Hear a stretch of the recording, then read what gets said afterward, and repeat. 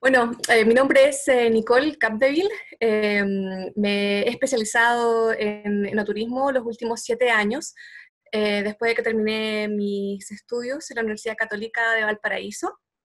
Estudié interpretación, inglés y español, y la verdad es que quería ejercer este idioma que adquirí, pero al mismo tiempo poder sociabilizar con otras culturas, pero sin darme cuenta eh, me fui acercando mucho más al mundo del turismo y poco a poco más al enoturismo particularmente.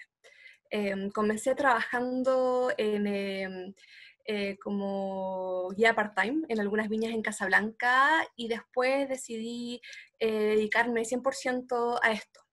Pero esto también conlleva un estudio de una forma mucho más autodidacta para poder ir aprendiendo más y ir transmitiendo toda esta información a los turistas que uno va conociendo en un día a día. Y hoy vengo a explicarles un poco más sobre el vino chileno y la cultura del vino chileno. En Chile, el vino es un tema súper interesante, pero para muchas personas un poco intimidante, porque el vino lo vemos asociado a momentos mucho más especiales, momentos más sofisticados, pero la verdad es que el vino forma parte, o debería formar parte, de nuestro día a día. Forma parte de nuestra cultura vitivinícola, de nuestra agricultura, está en nuestro ADN. También es un tema patrimonial súper importante. También el vino lo podemos ver parte en el arte, ¿ya? En el arte de hacer vino y también como fuente de inspiración para muchos autores nacionales, pintores, que se han visto inspirados por la belleza de hacer el vino y lo que esto ha reflejado en nuestra cultura. Pero también, si les voy a hablar un poco más del vino, tenemos que analizar algunos puntos de vista mucho más históricos para poder entender de dónde viene esto. Entonces, ustedes se preguntarán, ¿quién comenzó a hacer vino en nuestra historia? El vino, como ya les dije, es un tema súper complejo y se remonta a casi 7.000 años de antigüedad. Esto no partió en América, tenemos que alejarnos un poquito más en el mapa y vamos a acercarnos más a países de Europa del Este. Aquí en la fotografía les voy a presentar una excavación arqueológica en donde aproximadamente hace unos 8 o 9 años atrás encontraron restos arqueológicos de una bodega de vino. Esta es una viña neolítica ubicada en el país de Georgia, ¿ya? Esta construcción data casi 8.000 años de antigüedad. En la fotografía, en el suelo, van a ver que hay unos círculos, ¿ya? En estos círculos tenían enterrados antiguas tinajas de arcilla, ¿ya? O tinajas de cerámica, como algunas personas las llaman también. Es ahí donde antiguamente las personas hacían los vinos, ¿ya? Ustedes también se preguntarán cómo es que llegaron a determinar que justamente estas personas estaban haciendo vinos en tinajas de arcilla. Bueno, aquí es cuando recurrimos un poquito más a la ciencia y ellos fueron encontrando muestras de pieles, algunos fragmentos del racimo de la uva y también hicieron pruebas de ADN para determinar si efectivamente estos eran uvas u otro tipo de fruta, pero justamente eran uvas. Dentro de estas tinajas también encontraron ADN de antiguas variedades que pertenecían a esas zonas en particular. El vino, como es un mundo tan amplio, hay miles de diferentes variedades y algunas son endémicas de ciertos lugares. Y justamente encontraron muestras de estas uvas que pertenecían particularmente a esa zona de Georgia. Ahora lo que me gustaría también compartir con ustedes es cómo el vino se manifiesta en toda nuestra historia humana, tanto en el arte también, como en otras expresiones culturales o simplemente en el hecho de que las personas se reunían en torno a una mesa y el vino era algo que siempre acompañaba a las comidas, ¿ya? La primera ilustración muestra las fiestas dionísicas, que se celebraban aproximadamente en el siglo VIII. Después de esta próxima ilustración, tenemos un banquete medieval, en donde justamente, como les contaba antes, tenemos el vino que forma parte de la cultura, y era prácticamente algo que podían beber aquellas personas que estaban mucho más conectados con las cortes, por ejemplo, o las personas que ya tenían títulos nobiliarios también, más importantes. Y poco a poco el vino sigue avanzando en la historia, se va expandiendo en diferentes culturas. Recordemos que esto partió en Europa del Este, después se va expandiendo también por la península ibérica y llega hasta países como Italia, Francia, ¿ok? Y ahí es donde el Imperio Romano fue el responsable de esta gran expansión. Acá les voy a mostrar un poco sobre la representación a nivel artístico, en donde podemos encontrar el vino como un protagonista de muchas obras de arte. ¿Ya? En esto tenemos una pintura de Miguel Ángelo, que si no me equivoco está ubicada en la Capilla Sixtina. ¿Ya? Y ahí tenemos un episodio de un relato de la Biblia, en donde acá se cuenta cómo Noé, después del diluvio, fue ordenado por Dios a plantar una viña, ¿ya? Plantar parras, y después de hacer su respectiva cosecha, él hizo su propio vino, y bebió hasta que se emborrachó, ¿ya? Ahora, después de que vimos cómo el vino se presentaba ya desde el siglo VIII, pasamos por la Edad Media, también podemos verlo en ¿cómo se llama esto? En las fiestas dionísicas. Después les voy a mostrar ahora cómo el vino también forma parte de nuestra cultura chilena. Todo comenzó cuando los españoles llegaron a Chile, pero justamente ya cuando Pedro de Valdivia llegó a nuestro país y comenzó con la etapa de la conquista. Y aproximadamente el 4 de septiembre de 1545, Pedro de Valdivia escribió una carta al rey Carlos V de España. Y lo que justamente él buscaba era que la corona española enviara parras de algún tipo, de alguna variedad, a nuestro país con el propósito de evangelizar, ¿ok? A todos los indígenas de nuestro país también, porque también ese era el propósito de las expediciones que realizaron los españoles en América. Después de que el rey Carlos recibió esta carta, comenzamos con todo este proceso del envío de las parras, ¿ok? La persona encargada de esto fue Francisco de Caravantes, era un sacerdote jesuita. La idea de ese proceso, como les dije, era evangelizar, ¿ya? Pero al mismo tiempo ir expandiendo, ir entregando parte de la cultura española, europea, a Chile. Y poco a poco los jesuitas fueron plantando jardines, pequeños viñedos, con pocas variedades en un comienzo. La primera variedad que se introdujo fue la cepa país. Hay algunas personas que, dependiendo de la región o del país, a esta la llaman criolla o alistán prieto. Y que justamente en Chile, en estos momentos, se ha transformado en una uva muy importante, ¿ya? Pero no nos adelantemos tanto, estamos hablando de 1548, ¿ya? Después, al poco tiempo, la viticultura se fue expandiendo a pasos agigantados en Chile, ¿ok? Estamos hablando desde casi la región de Coquimbo, ¿ok? Podríamos hablar casi de el Valle del Elqui hasta el Valle del Biobío, que no es menor para la época. Obviamente los españoles pudieron llegar solamente hasta el Valle del Biobío porque se encontraron con los mapuches, ya que no los dejaron avanzar más al sur, ¿ok? No pudieron llegar ni a la Araucanía. Un par de siglos después, La corona española, al ver que en nuestro país estábamos elaborando grandes volúmenes de vino, ellos, con la idea de proteger el producto, ¿ok?, español de sus tierras, decidieron prohibir la exportación del vino que nosotros estábamos elaborando, ¿ok?, hacia otras regiones como Nueva España, que son lugares que habían conquistado la corona española en esa época, como por ejemplo México, California, e incluso algunas otras estados de Estados Unidos, ¿ya? Y también Nueva Granada.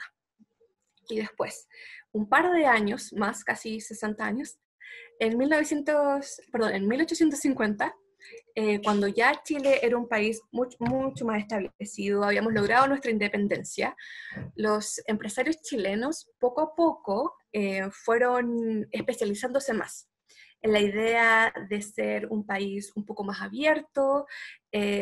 Por supuesto que todas estas familias más nobles o de la élite chilena tenían ideas un poquito más avanzadas a la época e iban enviando a sus hijos a estudiar al extranjero, especialmente a Europa, como Francia. Y después, cuando todas estas nuevas generaciones, ¿okay?, de chilenos volvían a nuestro país, ellos venían con muchas ideas, ¿okay?, europeas, y las fueron implementando poco a poco. Y así es como vimos lentamente el nacimiento de las primeras viñas de Chile.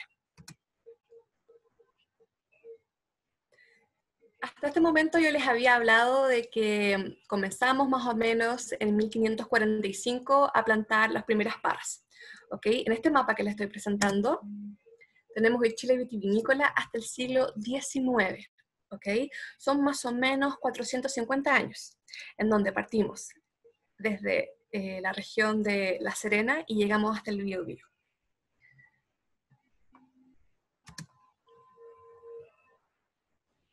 Ahora les vamos a comentar más sobre el trabajo que empezaron a hacer justamente estas familias, que empezaron a plantar más parras, también comenzaron a introducir más variedades de uvas. Hasta el momento yo les había hablado de la País, pero después faltan otras uvas un poco más nobles, como por ejemplo el Cabernet Sauvignon y el Chardonnay, que son uvas con las que estamos más familiarizados. En esta ilustración, que es muy conocida, tenemos la primera cosecha que se hizo en Cousiño Macul. Esto está ubicado en el Valle del Maipo. Y después, ya al comienzo del siglo XX, el vino es un producto, una bebida que está tanto en las mesas de las familias nobles, tanto como en la mesa de las familias que viven en el campo y que son los propios productores de las uvas, ¿ya? Cousiño Macul fue uno de los grandes precursores, pero al mismo tiempo tenemos muchas otras viñas que comenzaron más o menos en la misma época, como Santa Rita.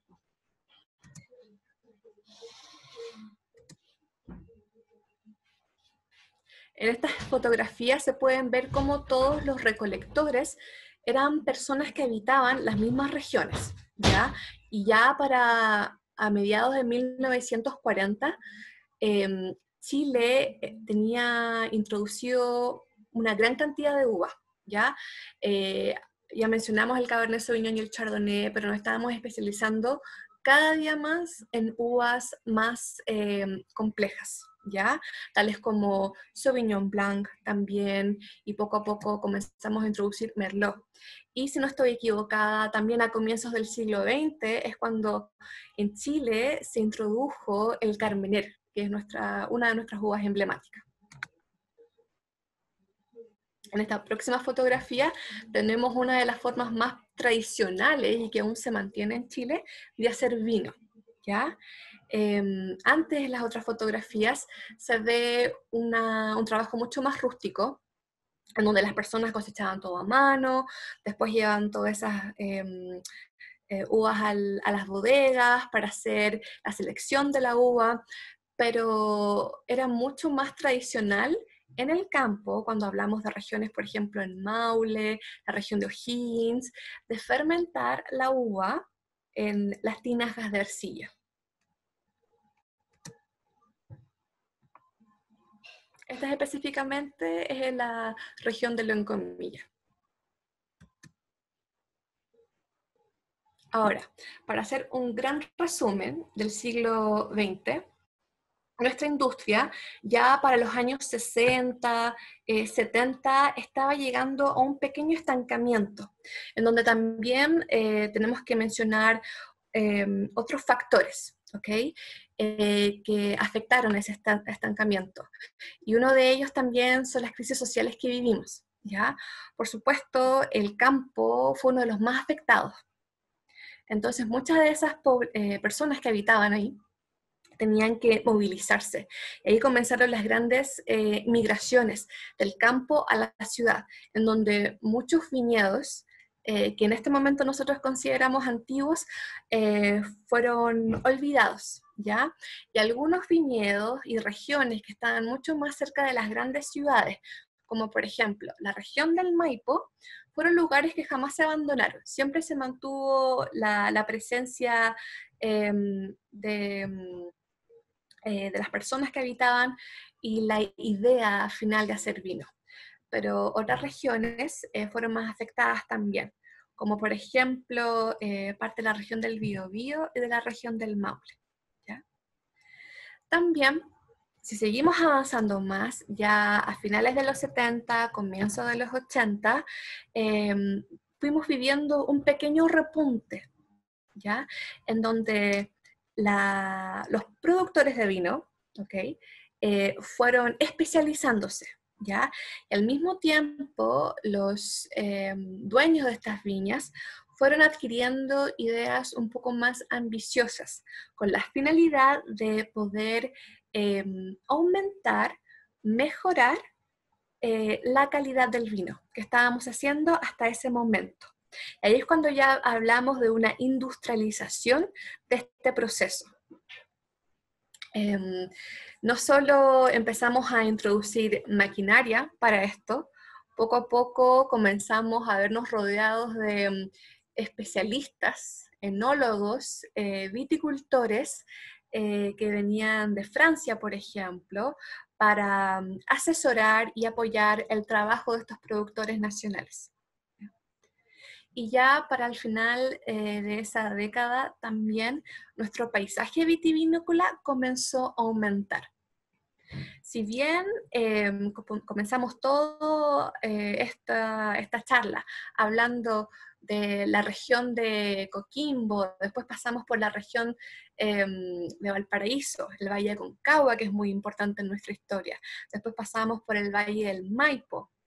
Si vamos más hacia el sur, Colchagua, Santa Cruz, después el Maule, Curicó, Biobío y Tata, poco a poco estos paisajes se fueron expandiendo mucho más hacia la cordillera de los Andes y también hacia los sectores costeros, en donde fuimos viendo otras posibilidades y estudiando condiciones mucho más favorables para la producción de otros estilos de vino, ¿ya? Como por ejemplo vinos blancos, vinos espumantes y también vinos de cosecha tardía o late harvest.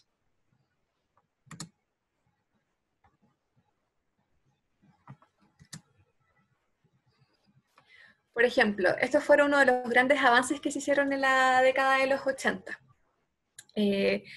El gran precursor de esta industrialización fue el dueño de la viña Miguel Torres, ¿ya? Ellos introdujeron las primeras cubas de acero inoxidable. Y poco a poco, a finales de los 80, en los 90, vimos cómo nuestro país fue abriendo más su mente con la idea de adquirir y desarrollar otros sistemas para hacer vinos. Algunos sistemas menos invasivos, más naturales y amigables con el medio ambiente, como los huevos de concreto.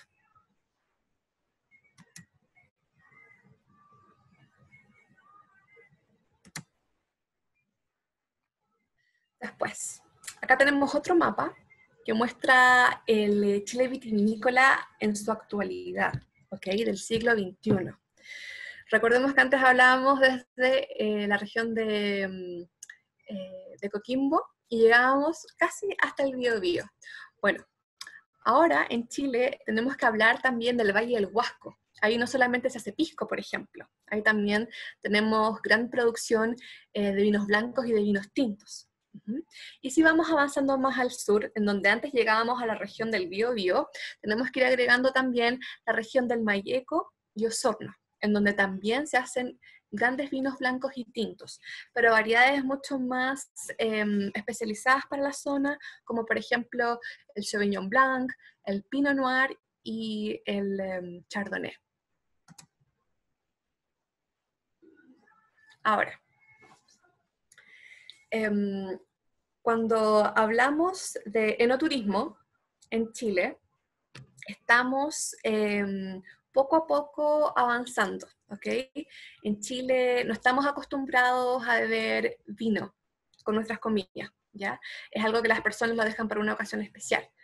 Pero en la actualidad, el turista chileno o también ya nuestra sociedad está un poco más interesada en aprender, ¿ya? No solo en cómo beber el vino, sino que también entender cuál es el proceso por el cual debe pasar la uva para obtener este producto en la botella.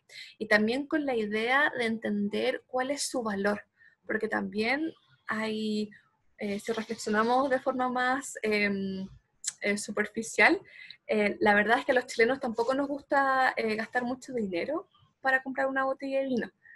Somos mucho más reacios a la idea de gastar cierta cantidad de dinero. Y la verdad es que hay que entender cuál es el trabajo que tuvo el productor, ya sea grande o pequeño, para llegar a una cierta calidad, ¿ya? Y eso es algo que se debe valorar. Ahora vamos a continuar y les voy a explicar un poquito más sobre la elaboración del vino, ¿ok? Vamos a hablar sobre la producción del vino blanco y del vino tinto, ¿ya? Hay algunos procesos que son un poco similares, pero hay algunos detalles que hacen una gran diferencia para obtener vinos de buena calidad, pero también determinar este estilo del vino, ya sea blanco o tinto. En la imagen acá tenemos una foto de la sala de vinificación, la sala de fermentación de la viña La Apóstol, que queda ubicado en Apalta, en el valle de Colchagua. En la fotografía también se pueden ver que hay unos tipos de toneles. Estos están hechos de madera, y acá, ¿ok? Y esta es una sala de vinificación que trabaja por gravedad. ¿Qué significa esto? Ustedes pueden ver que en la parte de arriba de los toneles tenemos una especie de pasillo, ¿ok? Donde se puede transitar. Y hay aberturas en este pasillo. Y ahí es donde se va a introducir la uva para que caiga de forma gravitacional y después se sella este gran tonel y ahí es donde las uvas, ya sean Carmener, Cabernet Sauvignon, van a fermentar, ¿ok? Y vamos a comenzar con ese primer proceso.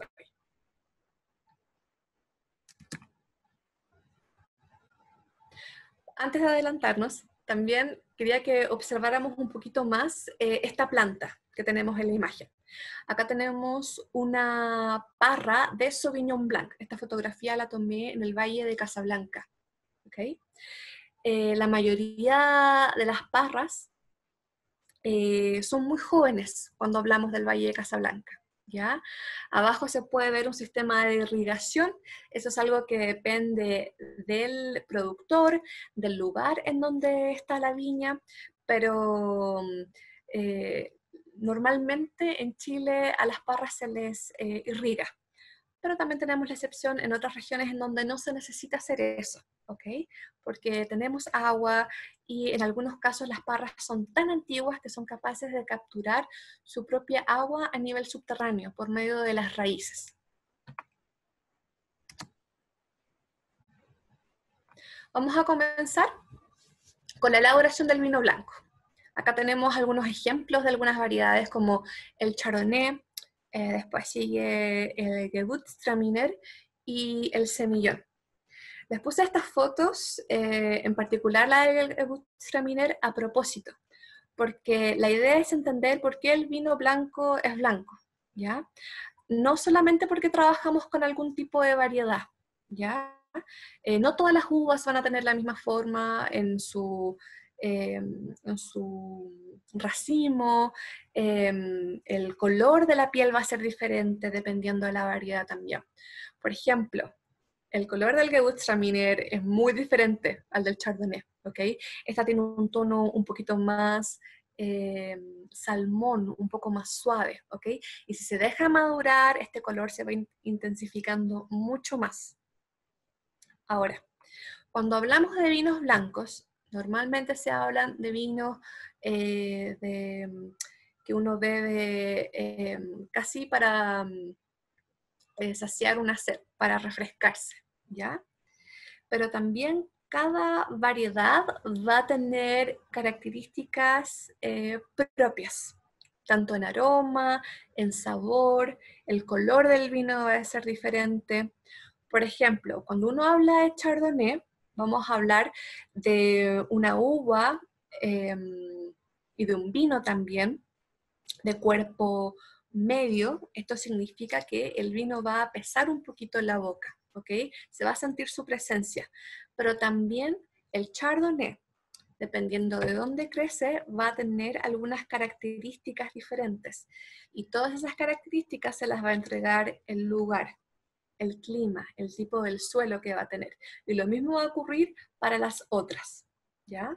Por ejemplo, en aroma, el Chardonnay normalmente tiene aromas que a uno le recuerdan al de la piña, ¿ya? Y en algunos casos a una manzana verde.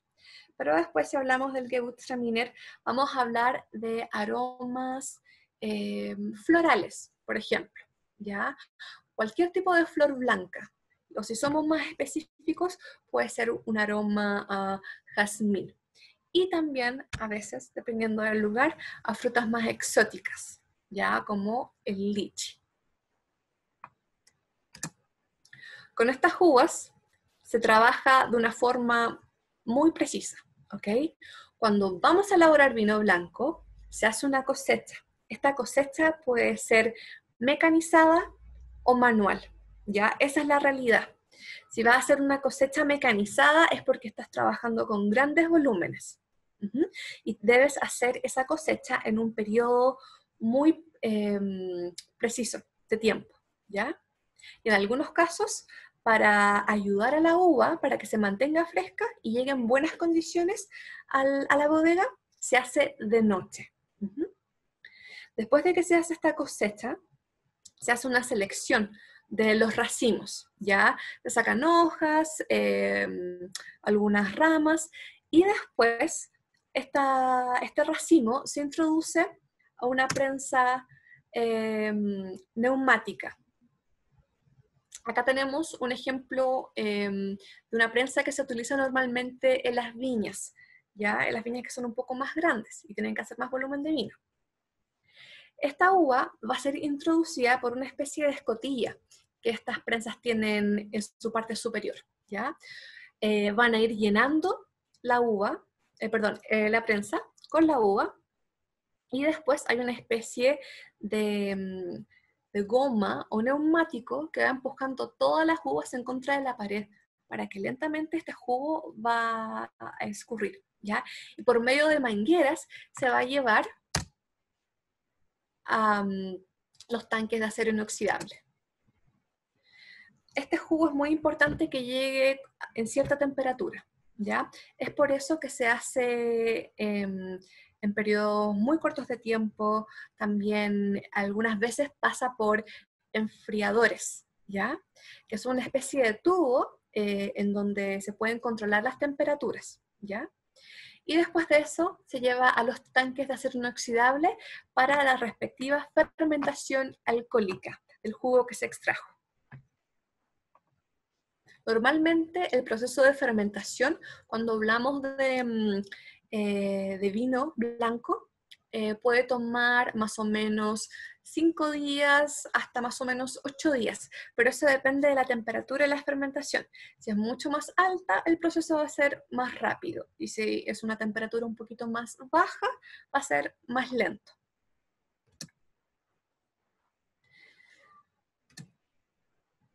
Cuando la fermentación está lista, el vino que ya tenemos como producto pasa nuevamente por medio de mangueras a una crianza, ¿ya? Normalmente se mueve a otro contenedor, puede ser un tanque de acero inoxidable o una barrica de roble, ¿ya? Vamos a hablar de crianzas diferentes. Cuando hablamos de una crianza en un tanque de acero inoxidable, el vino no va a pasar por tantos cambios, ya se va a mantener también un aspecto mucho más fresco. Porque cuando hablamos de barricas de roble, estas van a impartir otras características en aroma, en textura.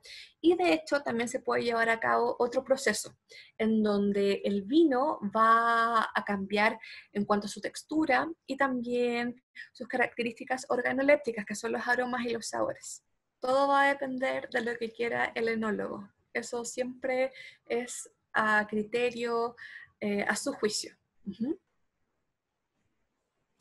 Una vez que el vino ya está listo, va a pasar por otros procesos que son detalles muy importantes, como por ejemplo la filtración, o sino también la extracción de pequeñas partículas, ¿ok?, sedimentarias, porque la idea del vino blanco es que tenga un color limpio.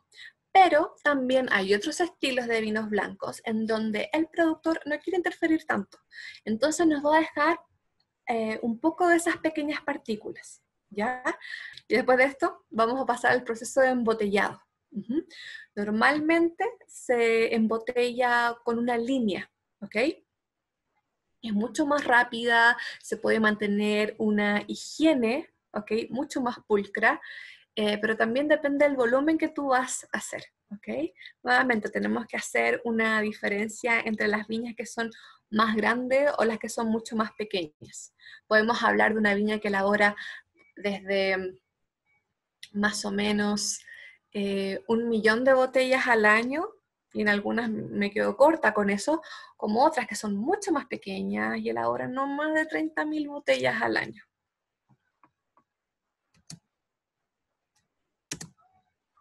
¿Sí? Ahora vamos a continuar con el próximo estilo de vino, el tinto. Nuevamente les puse 3 variedades diferentes. Esta vez no tanto por la diferencia del color de la piel de la uva, sino para que pudiéramos apreciar la diferencia en la forma del racimo, ¿ya? La primera, que ya les he mencionado antes, esta es una uva súper importante en este momento para nuestro país. Esta se le llama cepa país, o como les contaba antes también, criolla o alistán prieto. El racimo, pueden ver, es mucho más generoso en cuanto al número de uvas. Esta que tenemos acá está en su proceso de maduración, para que vean que todas las uvas tintas comienzan verdes, ¿ya? Y lo que va ocurriendo poco a poco es que a medida que la parra y el racimo va adquiriendo más contacto con el sol y el calor y va haciendo más fotosíntesis, todo esto que tenemos acá, que se ve verde, que en el fondo es acidez, se va transformando poco a poco en azúcar. Y después la piel de la uva se va tiñendo. También les iba a presentar otra variedad que es muy conocida en el mundo, que se llama Pinot Noir, y que en Chile se elabora tanto en el norte de nuestro país, podríamos hablar del Valle del Limarí, más o menos, hasta la región de Malleco, ¿ok?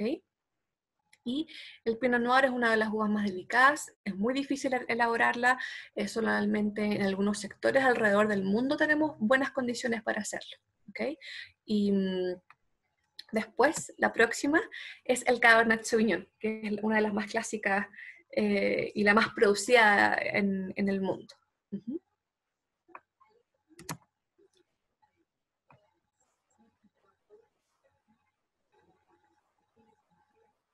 Ahora, cuando empezamos a hablar de la elaboración del vino tinto, nuevamente comenzamos con la premisa de la cosecha. Y sería lo mismo, si hablamos de grandes volúmenes de uva, vamos a cosechar de forma mecánica. Y si va a ser un volumen mucho más pequeño, idealmente debe ser manual para preservar en buen estado cada racimo. Después, todas estas uvas se trasladan a la bodega. Y cuando comenzamos con la elaboración del vino, estos racimos pasan por un proceso que se llama despalillado. Básicamente, el despalillado se trata de la separación del racimo o el escobajo de la uva con la fruta, ¿ok? Acá en el video les voy a mostrar una máquina que es justamente la despalilladora, que se va moviendo lentamente.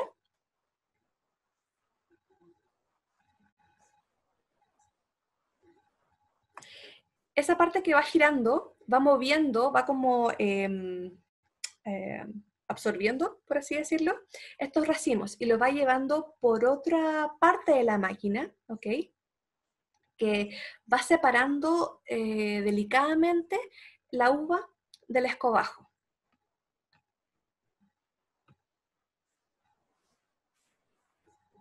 Una vez que ya vamos obteniendo la uva, ¿ok? Vamos a comenzar con el proceso de la molienda, ¿ya? La molienda es fundamental, porque acá es donde vamos a generar el contacto de la piel de la uva con su jugo. Y esto lo que busca es extraer el color, ¿ya? Y es por eso que al final, finalmente vemos vinos tintos de colores muy intensos, ¿ya? También a través de este contacto se puede extraer mucho más aroma, los taninos, que es otro elemento muy importante en el vino, ¿ok? Que es un componente que genera una sensación de resequedad o astringencia cuando lo bebemos en nuestra boca, ¿ya? Y después continuamos con todas las uvas dentro de una gran cuba. Puede ser de acero inoxidable, puede ser una cuba de madera, ahí depende del productor. En esta imagen tenemos el interior de una cuba. Recuerdo que todas estas eran uvas de Pinot Noir. Y si vamos viendo acá toda esta uva que pasó por la molienda, imagínense el peso que tenemos acá. Acá tenemos otro factor muy importante que es la gravedad, que va permitiendo que de esta misma uva vamos a poder extraer, por el peso, un poco más de jugo y se va generando más este contacto.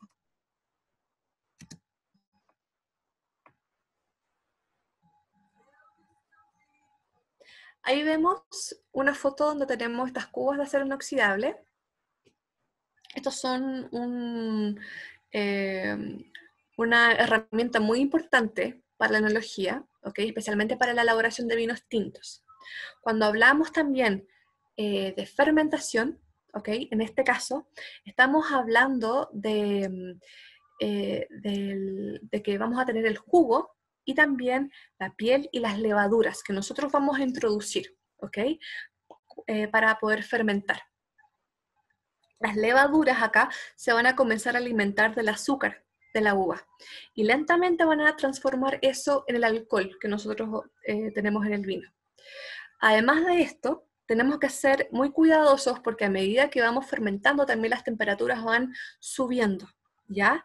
Como tenemos más azúcar, ¿ok?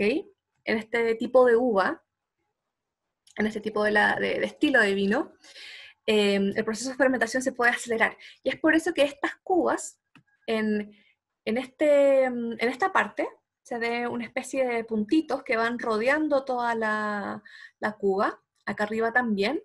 Estas son chaquetas de enfriamiento que trabajan con unos sistemas que son capaces de moderar la temperatura y de esa forma podemos hacer una fermentación un poco más estable.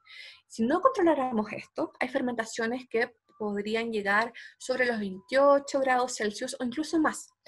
Y lo que puede ocurrir en ese escenario es que las levaduras mueran en esas condiciones, ¿ya?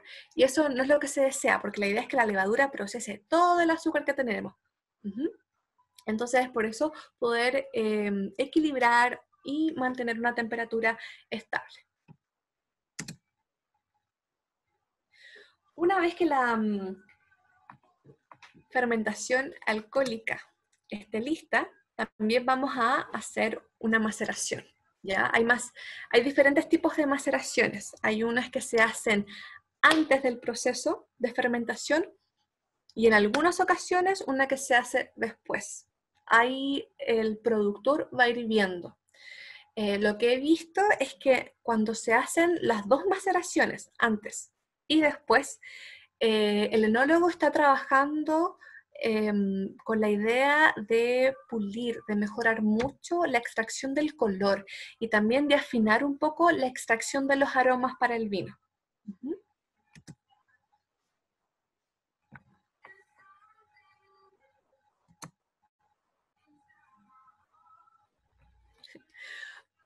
Una vez que ya tenemos esa parte del proceso lista,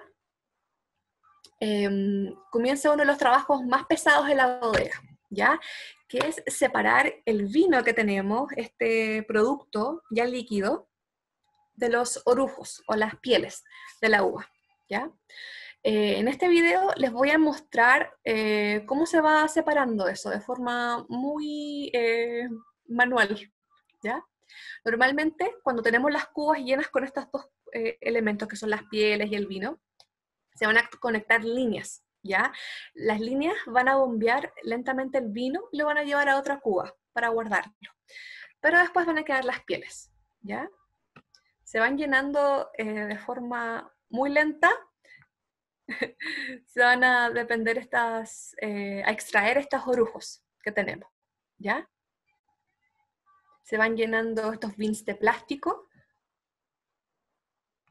y después ese bin de plástico con su contenido se van a llevar a otra máquina, que es algo que ya vimos anteriormente.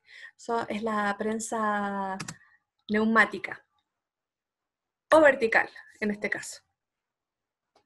Acá les quería mostrar algo diferente a lo que ya vieron.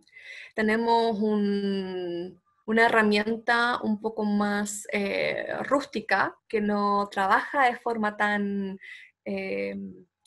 intensa o de forma tan agresiva. Es mucho más delicado para la extracción, ¿ya? Todos esos orujos que se extraen normalmente se llevan a este tipo de prensa porque vamos a extraer un poco más de vino que queda, ¿ya?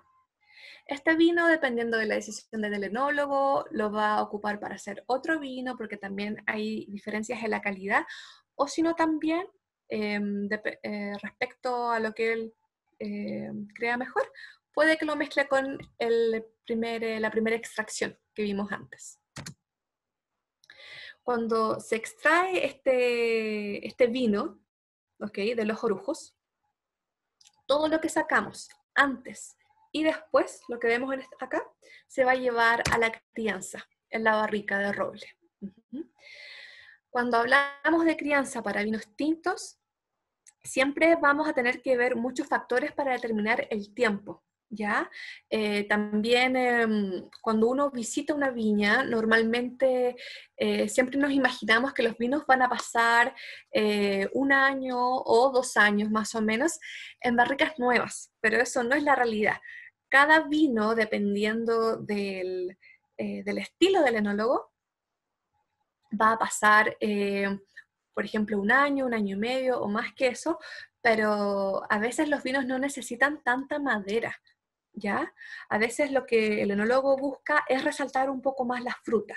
Entonces, va a utilizar barricas que tengan más o menos 3 años o 4 años, o incluso más antiguas que eso. Lo importante es siempre mantener higiene y la salud de todos los contenedores con los que se trabajan acá. En la fotografía, lo que tenemos acá son barricas de roble francés, ¿ya? Por lo que recuerdo son de segundo uso. más o menos. Después de que el vino pasa por esta crianza en la barrica, vamos a comenzar con el proceso de filtración también. Nuevamente vamos a tener materia sedimentaria que debemos extraer para obtener un color limpio. Y después de eso vamos a comenzar con el embotellado. Acá les quería mostrar otro tipo de embotellado que es manual. Son pequeñas máquinas en donde se bombea el vino de sus propias barricas o de alguna cuba más pequeña, y estas van por el accionar humano a la botella. Y normalmente después de este embotellado también se trabaja con otra máquina para poner el corcho. Después del embotellado, finalmente tenemos que hablar del consumo del vino. En la fotografía les puse 4 vinos del Valle de Casablanca. Tenemos variedades como el Chardonnay y más tintos como el Pinot Noir. Un Syrah también, que es otra uva muy importante en esa región. Ahora, todos estos procesos de los que les hablé se pueden llevar a cabo de forma artesanal, ¿ok? De forma mucho más manual, pero también, si hablamos de la industria chilena, esto es lo que normalmente se ve, ¿ya? En las viñas. Son volúmenes grandes, en donde se tiene que trabajar de forma mucho más rápida, ¿ok? Para poder llegar al objetivo final, que es el vino embotellado ya en la mesa del consumidor. Ahora, con lo que vamos a continuar es una pequeña reflexión. Antes de comenzar a hablar de la producción del vino, yo les había mencionado que en Chile recién nos estamos interesando mucho más en la cultura del vino y en su producción. La idea es que al mostrarles esto, nosotros nos sintamos mucho más motivados y ojalá despertar la curiosidad de las personas para poder probar, experimentar algún tipo de vino, pero siempre con la idea de que el vino es más que producto, es una costumbre que ya está instalada en Chile y que nos pertenece a todos, no solamente para algunos, sino que todos tenemos el derecho y debemos gozar de poder disfrutar de un buen vino chileno. Bien. Y finalmente, en este momento estamos como industria turística viviendo un periodo de gran incertidumbre. Nosotros, todos los trabajadores, me incluyo, ¿okay? Estamos buscando otras formas de poder adelantarnos a lo que se viene, pero con la idea de incentivar a que las personas, después de todo este periodo de reflexión y de aislamiento en el que estamos viviendo, nos sintamos mucho más motivados a hacer turismo, ¿okay? A visitar nuestro país. No estoy hablando solamente de las regiones en las que vivimos, sino de que de verdad comprometernos de alguna forma y conocer de forma mucho más profunda de dónde proviene el vino chileno. Y para eso, si queremos ver la realidad, deberíamos dirigirnos mucho más al sur.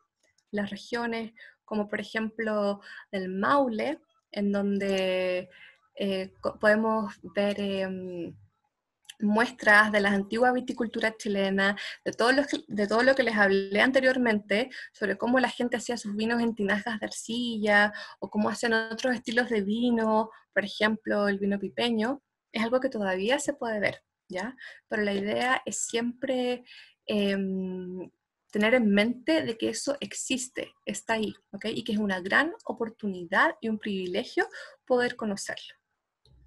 Bueno, espero que hayan disfrutado esta presentación. Esto ha sido una visión bastante acotada tanto de la cultura del vino como un poquito también del enoturismo, ¿ya?